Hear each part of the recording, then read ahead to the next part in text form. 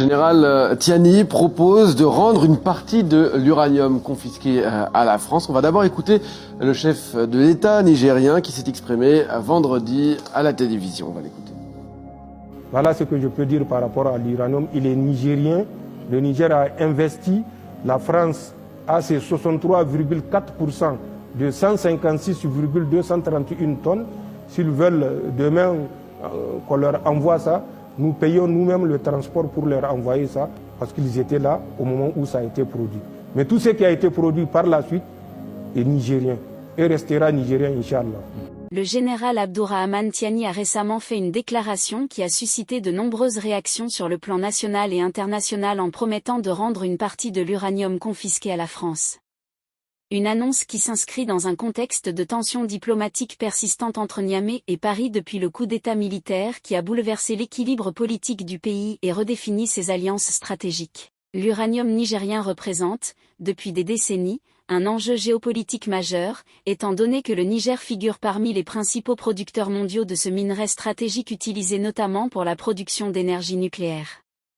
Ressource longtemps exploitée par des entreprises françaises dans le cadre d'accords hérités de la période postcoloniale, accords que les nouvelles autorités militaires ont qualifiés d'inéquitables et contraires aux intérêts du peuple nigérien. Cela a conduit à des mesures de révision, de suspension, voire de dénonciation de certains contrats miniers, alimentant un discours souverainiste fortement soutenu par une partie de la population, qui voit dans ces décisions une volonté de reprendre le contrôle des richesses nationales. Dans ce climat marqué par la rupture de la coopération militaire avec Paris, le départ des troupes françaises du territoire nigérien et la recherche de nouveaux partenaires stratégiques, notamment au sein de l'Alliance des États du Sahel composée du Mali, du Burkina Faso et du Niger, la question de l'uranium est devenue un symbole fort de la souveraineté économique revendiquée par le général Tiani. Ainsi, sa promesse de restituer une partie de l'uranium confisqué à la France apparaît comme un geste à la fois politique et stratégique, destiné à montrer que le Niger ne cherche pas nécessairement une rupture totale et définitive, mais plutôt une redéfinition des relations sur des bases jugées plus équilibrées et respectueuses.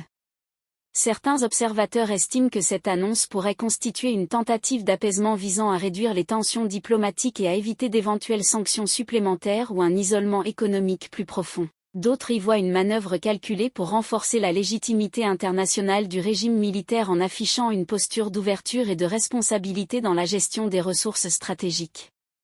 L'uranium nigérien a longtemps alimenté le parc nucléaire français et représenté une part significative de l'approvisionnement énergétique de la France, ce qui explique l'attention particulière portée par Paris aux décisions prises à Niamey concernant ce secteur. La confiscation évoquée par le général Tiani fait référence aux mesures prises par les autorités de transition pour contrôler ou suspendre certaines exportations dans un contexte de crise politique aiguë et de réévaluation des contrats miniers. Cette situation a été perçue par les partisans du régime comme une mesure de sauvegarde des intérêts nationaux face à ce qu'ils considèrent comme des pratiques déséquilibrées héritées du passé.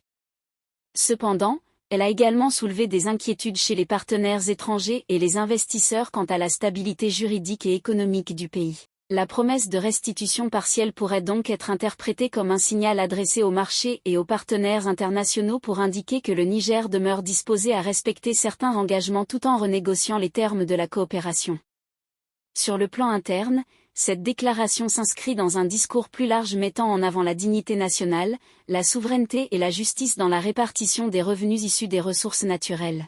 Discours qui a trouvé un écho favorable auprès d'une population confrontée à la pauvreté, à l'insécurité et aux défis du développement, malgré la richesse minière du pays.